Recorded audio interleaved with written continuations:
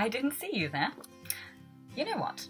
I think this is the most interesting book I have ever read.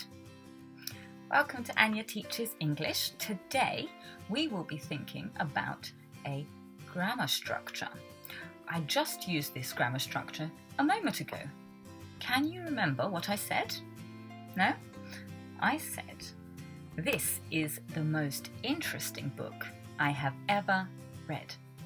So that grammar structure is superlative with present perfect and the word ever.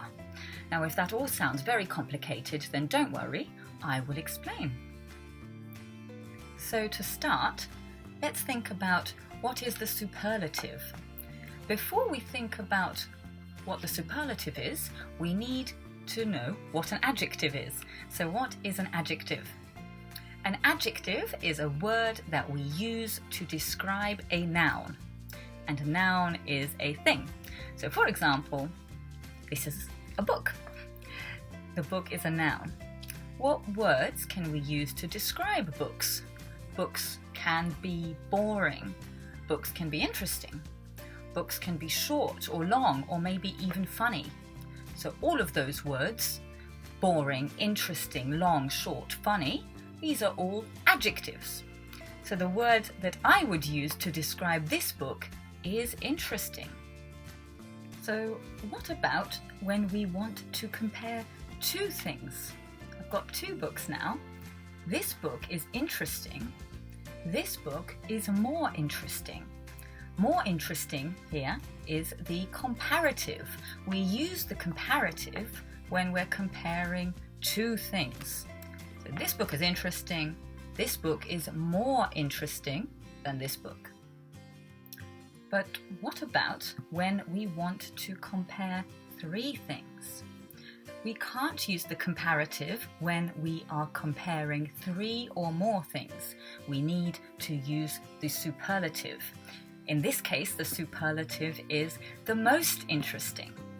So I can say this book is interesting. This book is more interesting than that one. But this book is the most interesting of the three.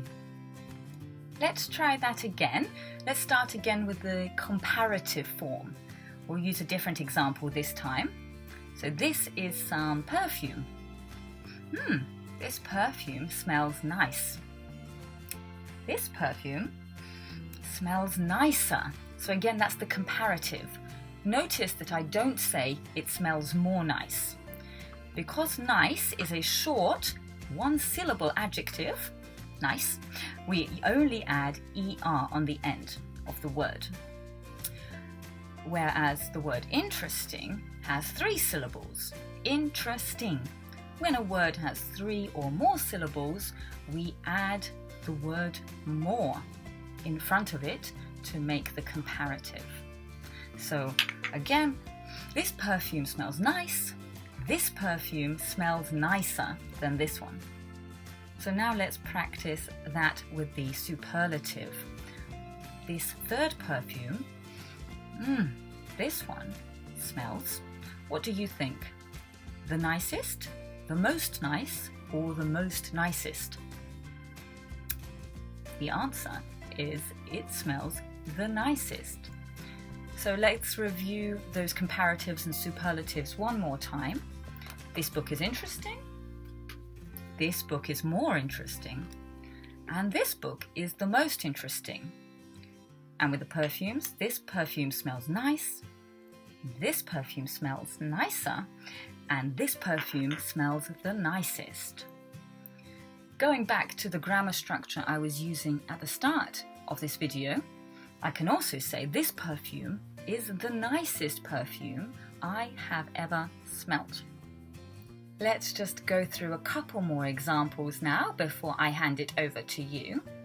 So this perfume, I bought this perfume in Thailand, and like most things in Thailand, it was very cheap. So what do you think is the superlative for cheap?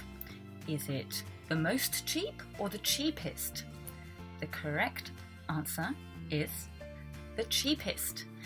And why? It's because the word cheap has just one syllable, one sound, cheap.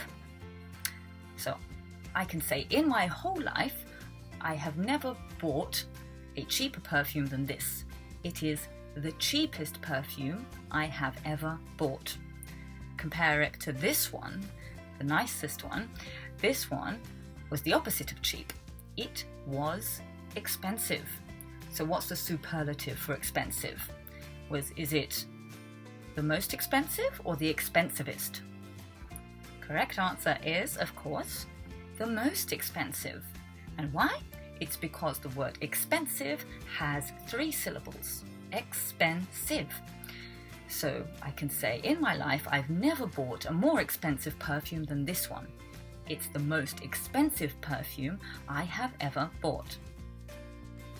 One final and important thing for me to add is about irregular comparatives and superlatives. So not all words follow the rules that I mentioned before about the syllables. Some words are just annoying and you just have to remember. So let's say, for example, what's this? This is hairspray. Use it to make my hair big. This hairspray is pretty bad. This hairspray, what is it? Is it badder? Is it more bad? No, we would say this hairspray is worse than this one. So that's the comparative. And finally, superlative. This hairspray is the worst hairspray I've ever... What do we do with hairspray? Do we read it? Do we smell it? No, we use it. So I can say this is the worst hairspray I've ever used. One more very important irregular superlative, but let's start with the adjective first. So these sunglasses, they're pretty good.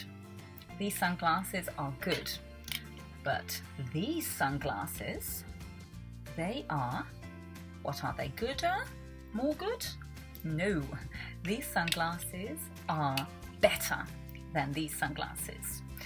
So that's the comparative. And the superlative, these sunglasses are the best. So I can say these sunglasses are the best, comparing all 3.